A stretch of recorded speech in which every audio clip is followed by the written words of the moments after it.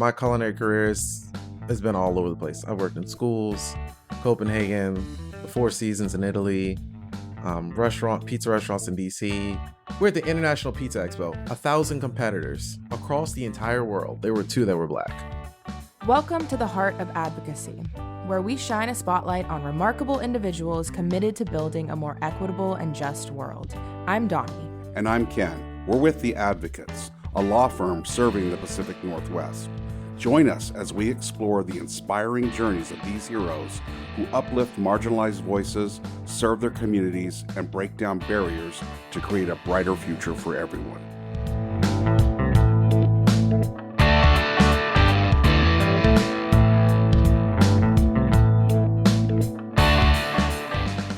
So we're going to be talking a lot today about pizza. My favorite topic. Mine too. I love talking about pizza. What's your favorite style of pie? That's tough. I mean, I think it just depends on my mood. Like sometimes I want thin crust. Sometimes I want like Chicago style. Yeah. Well, I think I probably prefer like somewhere in between that, like Domino's. Consistently. Actually, no, I prefer home cooked. I make my own dough. I make my own sauce. I don't make my own cheese, but you better believe it's good cheese. And then some cremini mushrooms. That sounds Call it a so day. good right now. Yeah. I think I like Detroit style. The crust is a little better. I don't know if I've actually had a great Chicago style pizza. Oh, have you been to Windy City Pie? Yes, that's pretty What good. do you say about that? That's very good. Yeah. Maybe that is great. Oh my goodness. I need to go back. But you can't eat for like a week No. before one you slice. go. And then you go and you have a one slice and then you also can't And eat you're for the dying. week after. It's like a 2-week process, but it is 100% worth it. But I do like wood fire too. And that's what, Oh yeah. Go to Project Pizza yeah. because you're not going to do it better than Project Pizza. They've got a brand new place opening up. And we're going to get to talk about that too. Very exciting. So Colleen and Isaiah, they have a food truck. It's actually a food school bus Uh-huh. that has a wood fire pizza oven on board. On board. So can't wait to talk about You that. might think that's a conflict, the pizza oven and the gas from the bus, but they have figured it out. They have figured it out. They have passed all the required tests, and they told us there were aplenty in Washington. Sounds like he thinks he's a lawyer. You He has to become one. have to become one, I guess. Yeah. So Colleen Constant and Isaiah Ruffin, just really great people, down to earth. Yeah. Really fun to talk to and just hear all about. And by kind the of time this comes their out, why. Project Pizza will be a brick-and-mortar Yeah, restaurant. in South Lake Union. Yeah. Yeah, really, really stoked for you guys to hear. All right. Let's jump in. Let's go.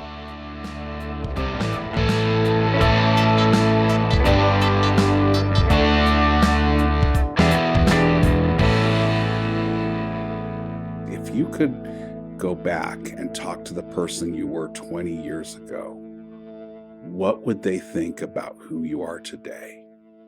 Ooh, he would probably be like, we should have planned better. Definitely. like man, you're probably think I was some weirdo in a whole new world because I lacked a lot of self-awareness 20 years ago. So he probably like, that can't be me. Like that doesn't make any sense.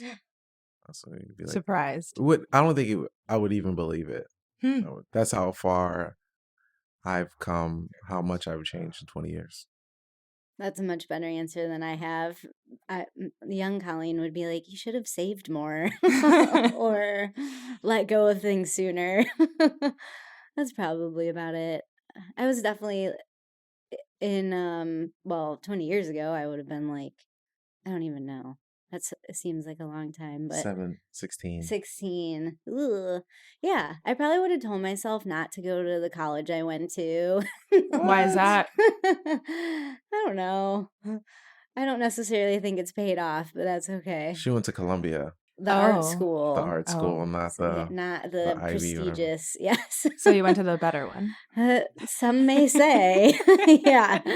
All right, I have a Mhm. leading question for you then. Colleen, if you went back 20 years, what would you think of your future self having $20 bills thrown at you at work?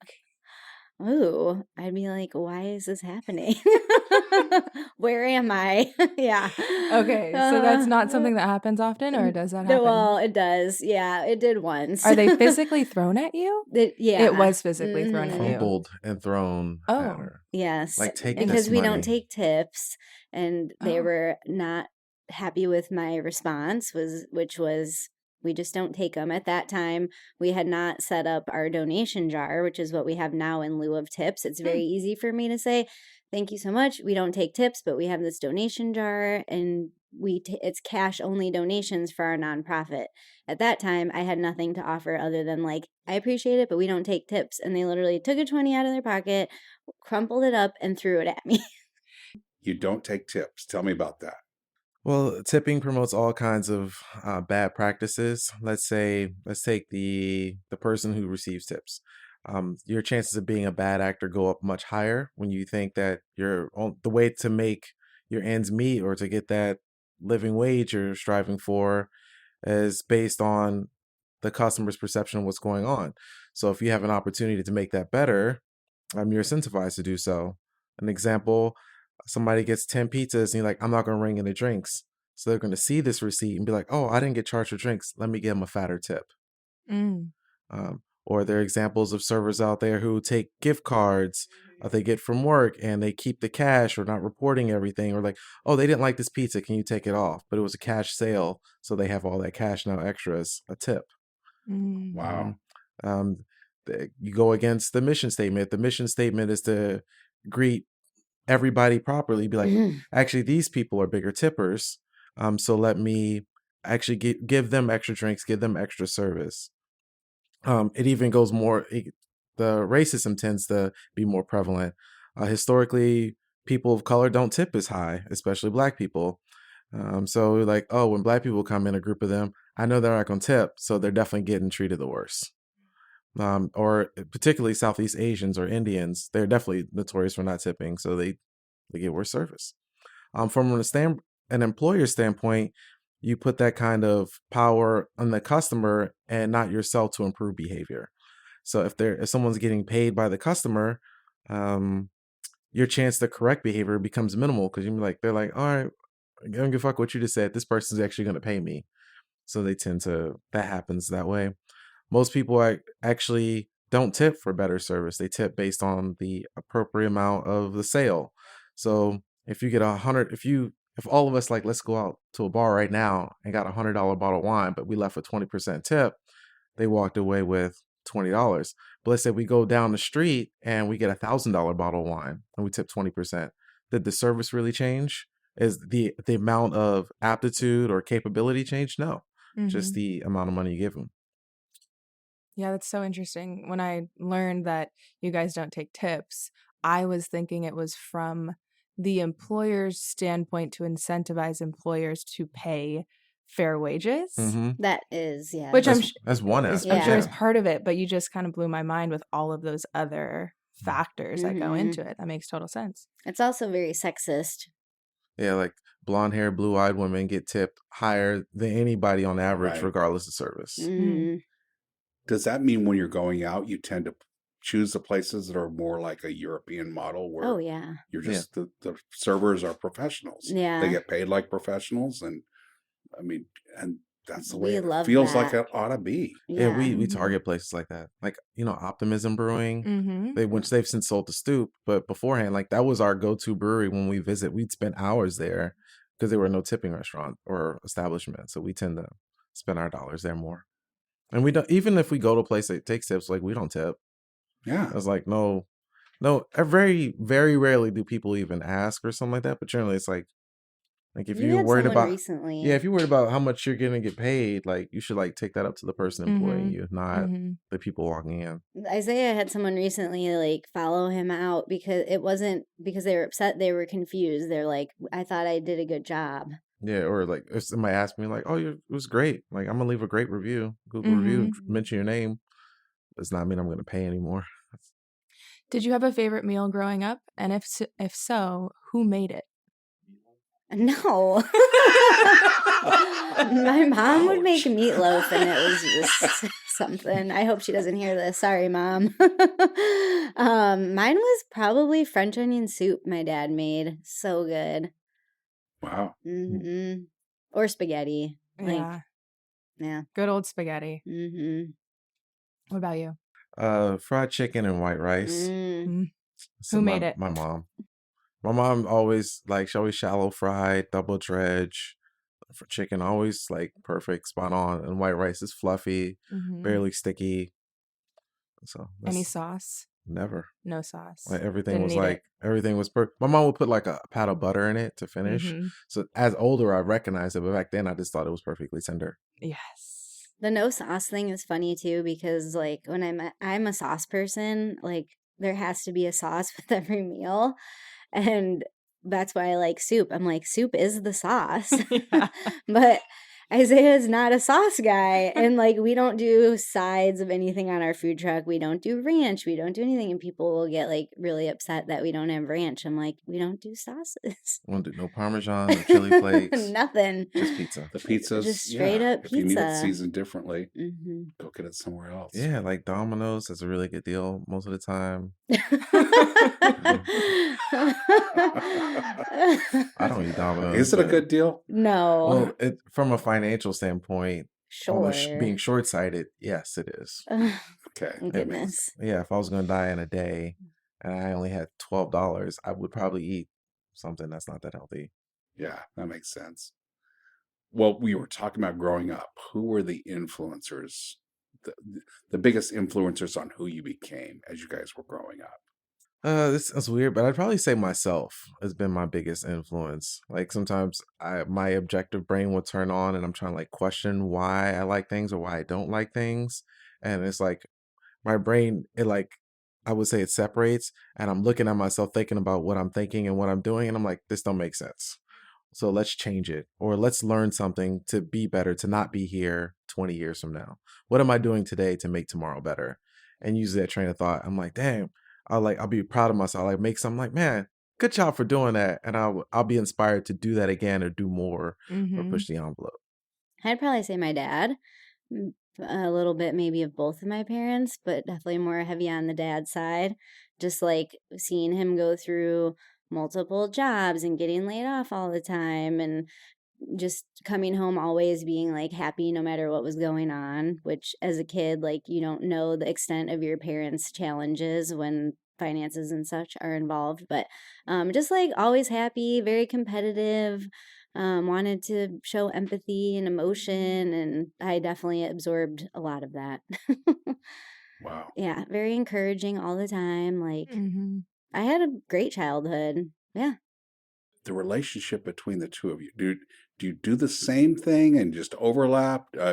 Are you the creative and you're the business? How does tell me about the dynamic Well, between you guys? I do all things cooking related and she does everything not cooking related. I should never be allowed in a kitchen. That's it. She like burned a frozen pizza once, but it was still raw on the inside. How do you do that? Yeah, We don't know. we never will know. Yeah. So that's how we make things happen at this point. What about the vision of the company? Was that kind of a combined effort, or Isaiah, did you run with that? How did that go when you were first thinking it up? Project Pizza actually started as a business plan that I submitted to a former employer where we actually met. Okay. And I was working for the company. I was like, hey, I love the idea of putting money back into schools for gardens. I was like, I want to raise money for that through this company. Let's have this mobile operation. So I did the pricing, the market analysis, the cost of everything and presented to the company. And that's literally how Project Pizza was born. And things didn't work out in the company. So when we moved on, it was too easy for me to take all that data and make it happen. Yeah. And it was probably a good 6 months where Colleen had left the company and she was like trying to figure out what her next step was. We're in the kitchen one day, and I came up behind her, held her really tight, kissed her on her neck, and I was like, "Hey, how do you feel about January 1st? You just coming on Project Pizza and doing with me full time?" And she was like, "Yes." I love And it. here we are. And here we are. Yes. Because she had already been instrumental in like helping me with things, because it was rough. The opening, just the amount of work that went into it. Mm-hmm. I would say that I was very blessed to be very well received early on. Like we didn't start a business and had to like ramp up. We started at 100 miles an hour. First day on a farm, 45-minute wait, 140 pizzas. Wow. And I had never, that was our first time operating. It was crazy. 140. 140 pizzas in 3 hours. Is that a lot? Yes. Sounds like a lot to Yeah, me. that's a lot. If it gives you any idea, it was 4 hours, like Isaiah said. And on our last day in business in Colorado in October, before we moved, he made like 310 pizzas in 8 hours. It was 6, actually. Or We sold out like 6. 2 hours early. Yeah. And we In had a one line pizza oven? the whole day. One pizza oven. Mhm. And that day Mhm. was, it was, Us I and would one other person. stretch, top, throw them in the oven, turn them. The oven's like 900 degrees, so they cook them about a minute and a half. And you can get like 2 to 4 in there at a time. And just managing the wood. Like, if I didn't have to like monitor the wood, if it just stayed hot, could definitely speed that up. Mm-hmm. We've had 2 attorneys who both were sitting there, and one of them said, if I don't make it as a lawyer here, I'm going to go open a food truck, like Oh, God. something easy. And then another one who said, if I don't make it, I'm just going to go buy a Little Caesars Oh, Lord. pizza place. And I'm thinking, and what's funny is neither of them made it. I mean, they Oh. both moved on and didn't make it. Okay. Who had it easier? There's so many variables that I Yeah. would need to know. Like a food truck, if they're in Washington State, Little Caesars had it easier, Yeah. hands down. Washington State does not make it very simple or easy to have a food truck. Food trucks are held to the same building standards as any restaurant, which is it's crazy. Like, it's like, do we really need to do this for all that? Like, do I need my sink vented out? Can I just like poke a hole in the top and be fine with it? Like, I'm out every day. Like, we have solar, so they're like, we need a diagram of your solar system. Like, all right, here's my diagram. We need to know the brand of the batteries. Like, bro, like, it's working. It's like, it's the things are in there, things turn on, there's no sparks, there's a fire. They're like, what's the UL rating of your inverter charger? I was like, they use these in RVs. I think it's okay. And then I'm calling the brand management, and they're like, oh, your pizza oven, it's not listed as a commercial oven. We need documentation saying you can use it for commercials, which is still dumb, because Right. you can still get a different example. And having a food truck burning wood, you got to be smarter. You have to, not smarter, you have to know the rules better than the people inspecting you, because they'll look at it and be like, where's your hood? Like, I don't need a hood. Actually, they say you do. Right here in the mechanical code for Seattle, 507.3, it's a heavy duty appliance. It's over 800 pounds. So it needs a hood with fire suppression. And then you go back and forth like, this don't make no sense. There's 16 different restaurants that don't have hoods with the same pizza oven. And you're like, and you call Seattle, like, what do I need to do? And they're like, oh, you can ask for an exception, because if you have a mechanical engineer, they'll say that this is fine. I'm like, where's the mechanical engineer getting their information from then? And then you read at the third paragraph and chapter 5 of the mechanical code, it says if you have a direct venting, you no longer need to read the rest of this pamphlet. It's a direct venting thing.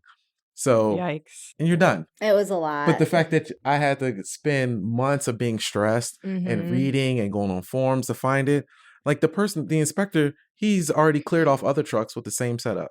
Why are you making me go through these hoops? Yeah. So obviously he either doesn't know or he's just being a fucking dick. Wow. So you basically have to become a expert. building inspector yourself. Or you can pay L&I someone direct, $6,000 to $7,000 to do it for you. This is true, which we decided not to do. So the guy that did the franchise probably had it a little easier. Oh yeah, because Yeah. everything's set up. Yeah. if you have great marketing and people skills, you could crush in a food truck and capital. If you want to spend And $140,000 and get a nice food truck and hire a talented chef and you do everything else, oh, you're great. I think that's the key, is hire a talented chef, because we have this discussion all the time. Like, people who say they aren't going to succeed in their profession and they're just going to become a cook or Mhm. what have you. Like, Isaiah is a professional. He went to school for it. It'd be like, I can't remember exactly what we were saying the other day, but someone's like, oh, I want to do this. Should I go to culinary school? And he's like, absolutely. Like, would you go to get surgery from a doctor who like YouTubed how to do surgery? You know, Right. like, it doesn't make sense. So I think it is peculiar when people are like, oh, I'm going to go just start a food truck. I'm like, Best Godspeed. wishes. Yeah, because I heavily advertise that Isaiah is a professional chef. Annoyingly so. Yes. That's great. Did I say it yet? You want me to say it again? My wife's a professional artist. Okay. I Anyway. love But yeah, the whole. She really is. She has paintings where she's made Thank you, love. thousands of dollars in the last year with her paintings. So on 2 paintings alone. Hmm. So let's not act That's like, impressive. Thank you. And she It was really is. hating on Colombia. And just one location online, and we're just getting started. Yeah. Mhm. This is true. Wow. Feels like ratings become such a thing for, I mean, it used to be that, okay, this was good, you go back. And I've seen, I mean, like the Google reviews or the Yelps, that probably is a big deal in what you're doing. Oh yeah, absolutely. We, oddly enough, we got a lot more like we got a lot more people reviewing us when we were in Colorado.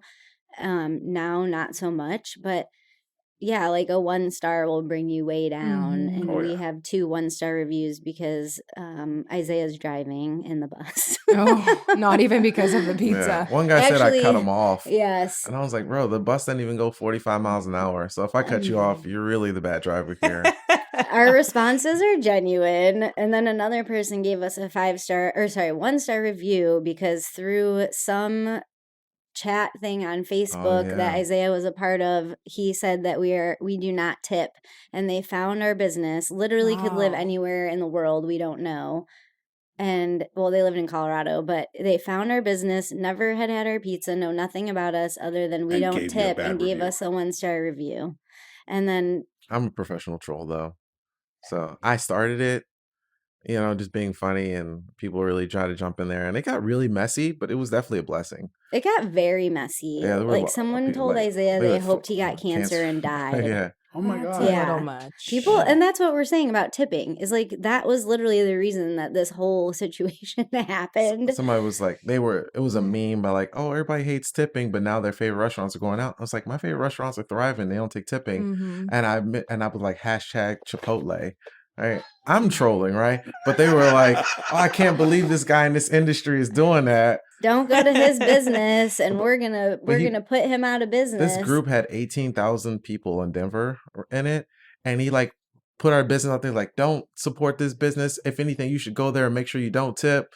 And our SEO went sky high. We So it got was so like, many views. a lot of people were hitting us up. Our website like blew up, and I was like, well, Thanks. okay. Yeah, sometimes that polarizing content is worth it. Yeah, that's true. We did have a lot of repeat business because we are no tipping. Yeah. And I want to point out too, we work together. It's just me and her as owners, and there's federal laws against taking tips as an Yeah. owner of a business. Oh, You're not supposed to. Yeah. You are not supposed to at all. interesting. Yes. I actually this did not keeps know it that. squeaky clean for us. Uh-huh. Yes. We So, don't- like, if you're like a solo caterer, you wouldn't be able to. You're not Take it. supposed to. Oh, wow. Mhm. Tips are for employees. Like, why wouldn't you just charge what you want? Like, when I go get a I think it makes all the haircut, sense in the world. I mean, just say, charge me what Oh, you want making to sense. get. Yeah, that's a tough one now. Wow. Or the history of humankind. okay, so what sets you apart? That's and the reason I ask that is we're sitting here, and there are millions of people that do what we do here, and it's like we're always looking for trying to educate people how we're different, Mm-hmm. but it's hard to get that word out. So it's kind of 2 parts. What do you guys do that's different? And we've talked a little bit about that. And how do you educate people that's what makes you different? Well, the first part, we're different in many ways. Like we have a school bus for one. There's another school bus food truck in Seattle. It's all black. I think they do burgers or barbecue or something. But we're a yellow short school bus with a pizza oven in it. It's just there's one other company in Minnesota that does that, and that's one of the biggest things. So we're mobile that way. The second thing is all of our pizzas have some form of black diaspora in the food. So like we've done jerk chicken pizzas, Ethiopian stew on pizzas, um, had Somali stew with smoked lamb on pizzas. That's just one part of it, but every item on our menu comes from somewhere outside of my brain. So like even our naming conventions, like our mushroom pizza is always called a fun guy, like I swear I've had it. exactly. I swear I've had it. Like I Really? remember that name, and I'm like, what brewery? Where was I when I had that? I mean, it was you guys. Yeah. I'm sure. So it's like I love that name. it's a great way to break them. Like, oh, you can get this fun guy once you tell us why the mushroom's always invited to the party. And they're like, oh, because it's a fun guy. And I'm like, but you know why he left, right? They're like, why? Like, because there wasn't mushroom, Wow. So Some people are like, That is a cool you joke. joke. I love that joke. That's good. So, but he eventually went back because he was spored. But like, Stop. you can just You keep going. yeah. But that's one big reason we're different in that sense. As far as like marketing and advertising, it's not something we spend dollars or time much on. It's mostly like when we meet people, it's very grassroots, organic, low energy. Mhm. They do see a short bus with solar panels on them, so sometimes that helps. They're like, what are those? And we're like, all our electronics are solar powered. We plug in if it's really dark or, but other than that, we don't think anything of it. Or just seeing the oven, like people walk People by always and put then their head in the they literally bus. walk past and then they back up and they're like, is that a oven with a flame in it It's like, in a is that school fire in the bus? bus? A lot of kids are like, is that allowed? I'm like, yes and no. Yeah. It is now. Yes, it is definitely. Yeah. And the pizza in general sets us apart. I Yeah, think. Colleen, you said you have not lived until you've had this pizza. I did say that. Mm-hmm. Yeah. And it could be taken because I am the also 50% of this business, but like I loved the pizza that Isaiah made before we even were like interested in each other. We were just working together. I'm like, this is where it's at. Is it a competitive business? Do you feel in competition with other No, food trucks? Never. Or is it no. more communal? It's and- very It's well. it's not communal. It's not communal any here capacity. yet. But like there's with very few exceptions, the love we've got from other food trucks has been like abysmal. It's really Oh. weird. In Fort Collins, it was Oh, we wow. had quite the I'd say we had a good connection with everybody. Yeah, like we had talk, a food truck happy hour at our house. Yeah. But here it's just like you go be like, hey, what's up? Where's the truck over there? They're like, yeah. You're like, I was like, maybe okay. this is the Seattle freeze that everyone told us about, but Wow. I don't know. Is it the It might same be. that you've observed between them, or is it something about I've never you? seen other food trucks interact outside of that. Mhm. So it's just like Yeah. I would say we're the exception. We always make it a point to go out of the way to meet other food trucks and try their food. I definitely haven't felt that reciprocated. No. Like generally from what our previous experience, if there's multiple food trucks parked in one area, like at a festival or farmer's market, we have always been very chummy or trade, Yeah. like, hey, when this event is over, we're going to swap or whatever. And we have been in situations here where like we've been parked within an eighth of a mile from another truck and we like don't know who they are. It's just weird. It's different. That's so interesting because Mhm. it's like you could share war stories, or just like what's going on in Yeah. your world, what's Yeah. working for What you. commissary do you have? Yeah. Like this is a really cool event. If I can't do it, would you want to help out? Yeah. Like To be fair, we have met some really great people who do pop-ups, like they don't have a food truck, but they have a pop-up, Right. and that's been great. Like they Yeah. have been very warm and welcoming, and we try Mhm. to support them as much as possible. Like I literally drive to this lady's house to get her baked goods because I Oh. can't make it to her pop-up.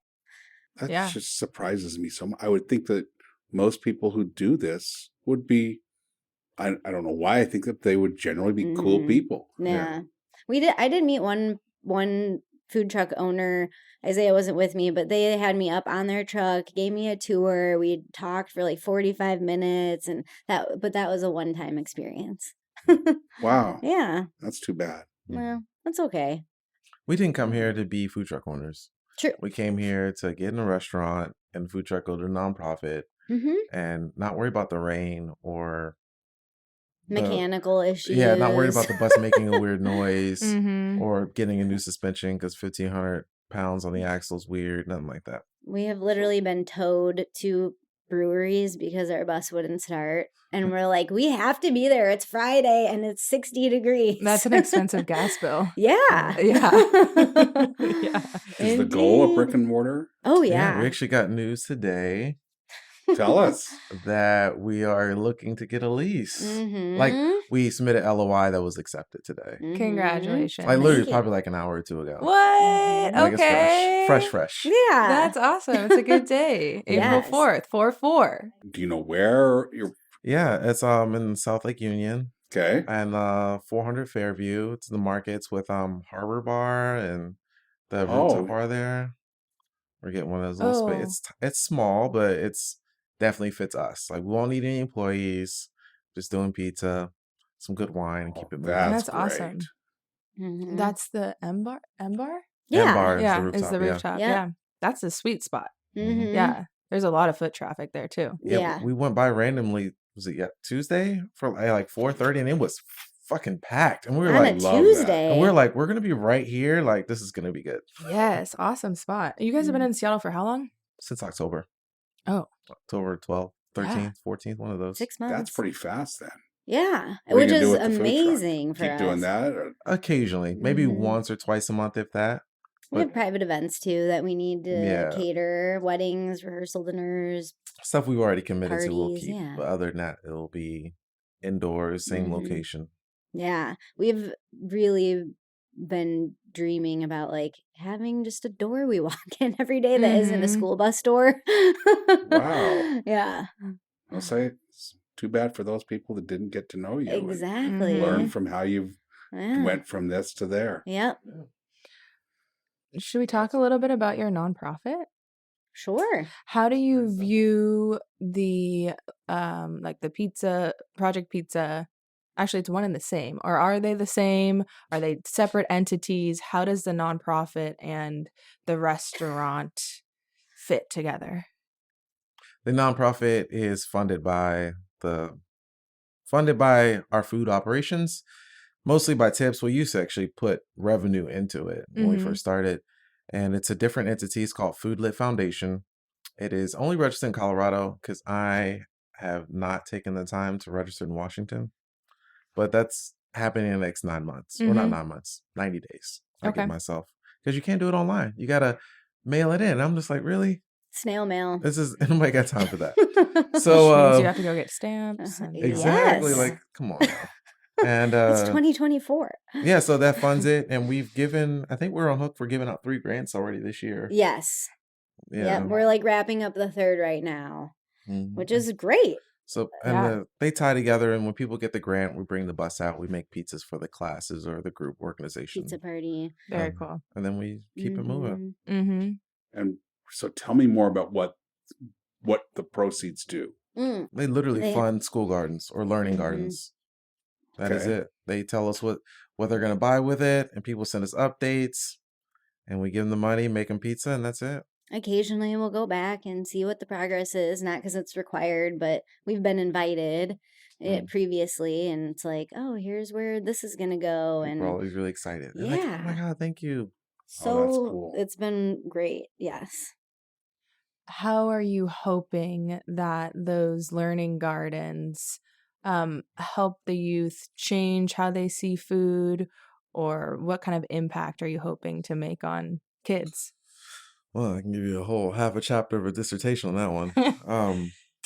So learning gardens help promote all kinds of cool things when it comes to young minds, whether it's like leadership, stewardship, responsibility, accountability, just getting their hands and seeing things from start to finish that are necessarily out of their control within a certain amount of control, it does wonders for the brain.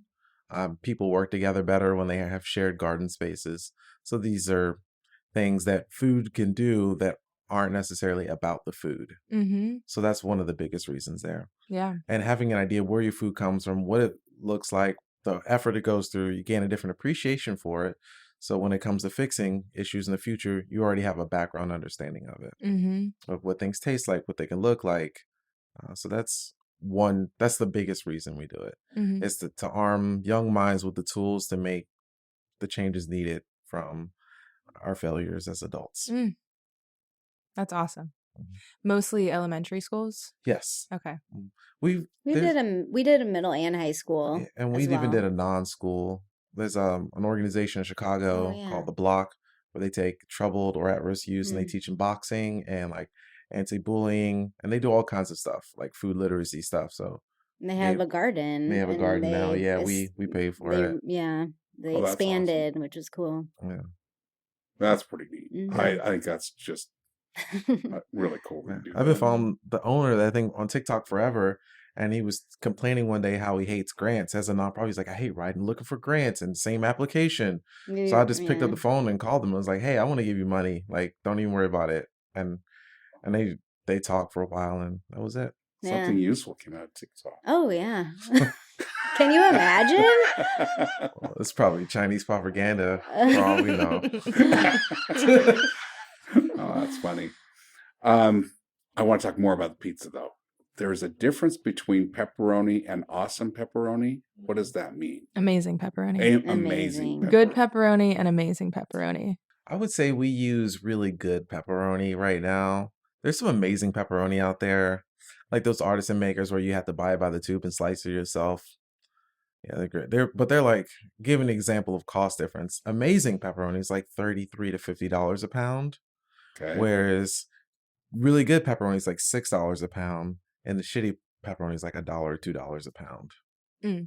So the amazing pepperoni, it's smoked, cold smoked for 3 weeks, and then cured for 3 weeks. It's like a whole process, but it's phenomenal, life changing. The stuff we use is around the $6 a pound. We use like the cup and crisp. So aesthetically, when it comes out the oven, you're like, holy shit, that's pretty.